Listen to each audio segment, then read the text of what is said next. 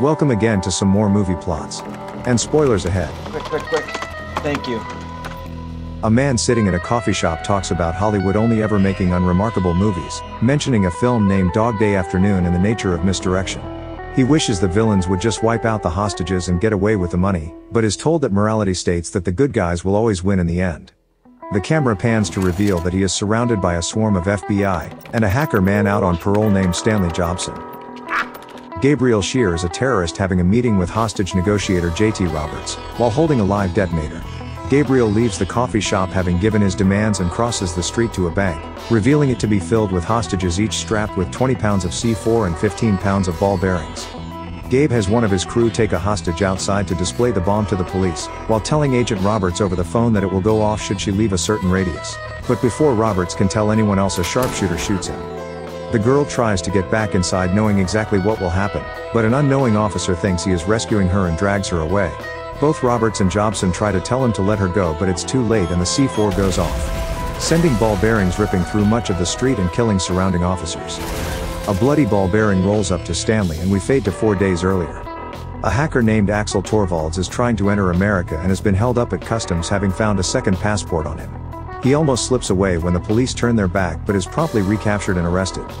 Axel is secretly working for U.S. Senator Jim Reisman, who is informed of the arrest by his assistant and demands to know if they have been compromised.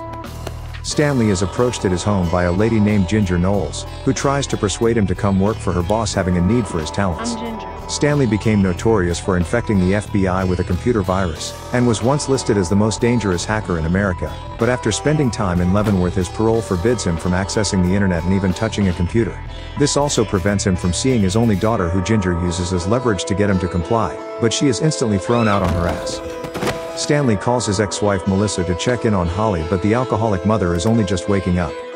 Now living in a big house with her producer boyfriend, Melissa tells Stanley that she has issued a restraining order against him and that Holly will never be his daughter, showing that you can take the girl out of the trailer but not the trailer out of the girl. Ginger waits for Stanley to leave and asks that he come meet with her boss just once, giving him $100,000 in cash with no strings attached and saying that they can get his daughter back for him. Having nothing else to lose except for his life when thrown in prison, Stan agrees. The FBI still haven't got anything out of Axel as he sits in an interrogation room pretending that he can't speak English, and insisting that he just came to America to watch Survivor. So Roberts throws the translator out of the room and begins to threaten him with a bullet to the hand, basically a death sentence to any hacker. Axel opens up on who he works for, though not knowing his real name he just describes Gabriel's personality, calling him a driven, unflinching, calculating machine, who takes what he wants and disappears. Two of Gabriel's gang, including the one from the heist earlier, enter the viewing room, and he makes a call to lure Roberts away from the man who knows too much. Before Roberts realizes he's being set up, both Axel and his translator are shot dead without a single officer in the whole station hearing anything. Ginger and Stanley go to a nightclub to finally meet Gabriel, where Marco has returned from greasing Axel.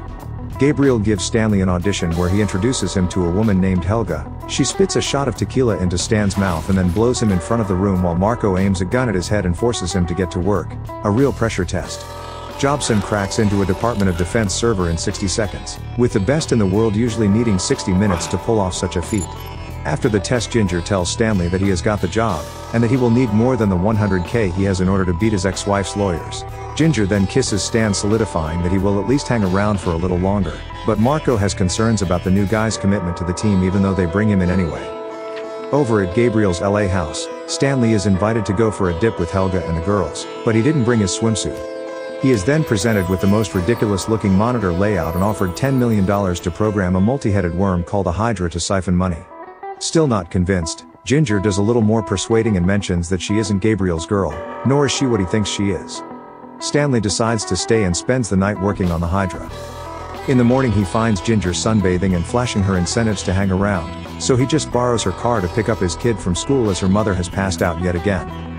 He arrives to find Holly happy to see her dad despite what her mother tells him, and he drives her home promising that he has found a way that they can be together.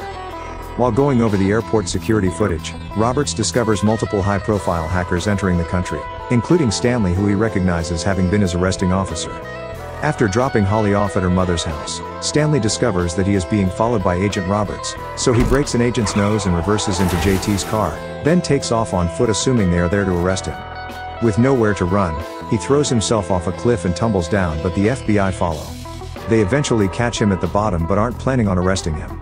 We hear that the virus he was thrown into jail for infecting the FBI with was simply a Robin Hood virus exposing government breaches of privacy.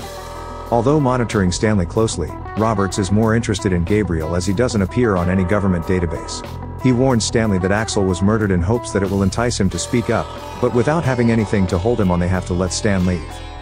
He arrives back at the mansion to discover Ginger with a microphone wire taped to her body. She refuses to tell him why she is wearing it but eventually explains, saying that she is a DEA agent working undercover and to just give Gabriel the worm and get out. Suddenly Gabriel walks in, but Stanley hides the wire and keeps her secret. He takes Stanley to the coffee shop from the beginning and tells him the target for a planned heist.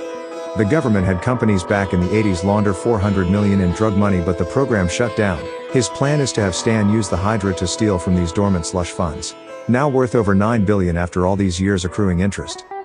Gabriel is working for Senator Jim directly, and after learning that Roberts and the FBI have started tracking them, Jim orders Gabriel to stand down from their mission to squash suspicion. But Gabe refuses.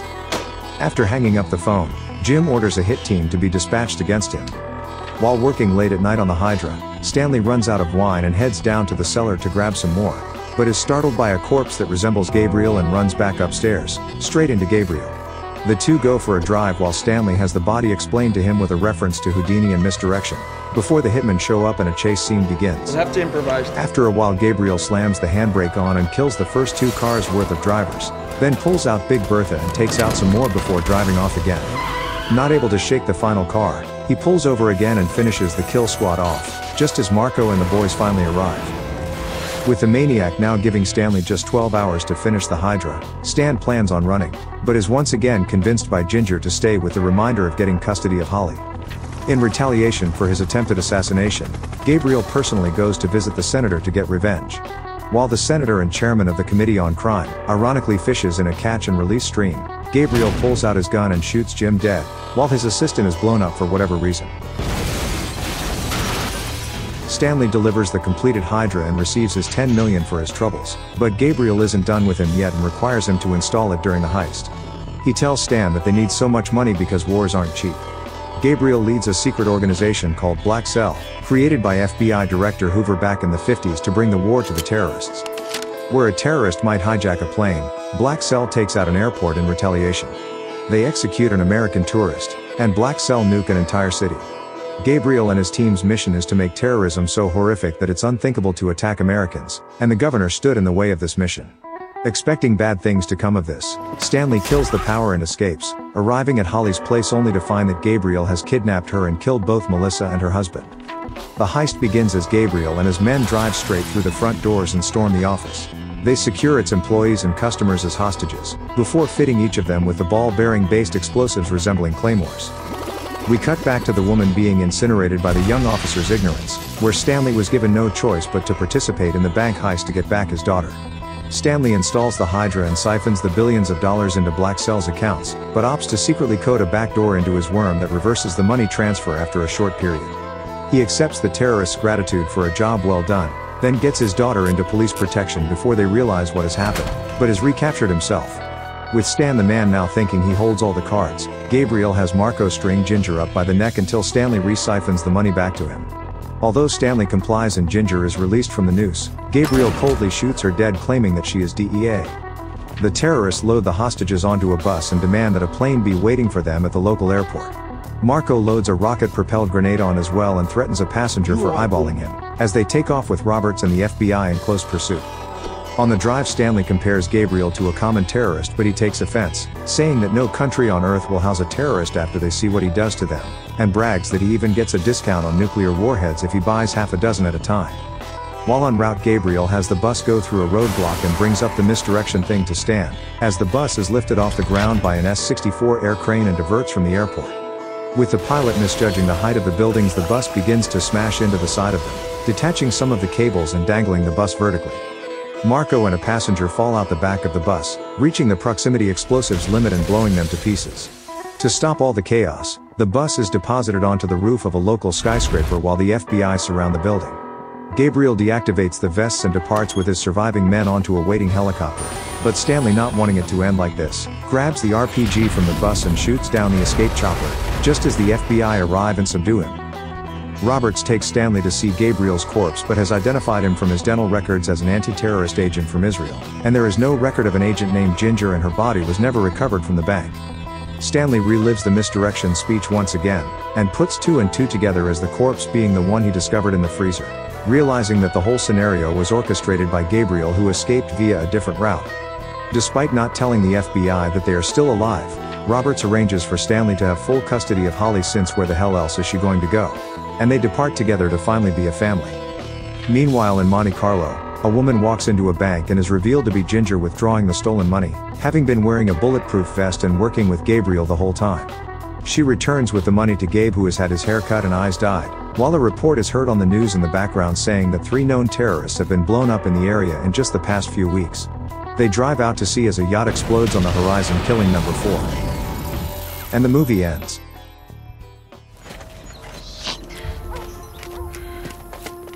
Thank you for watching. Subscribe for more.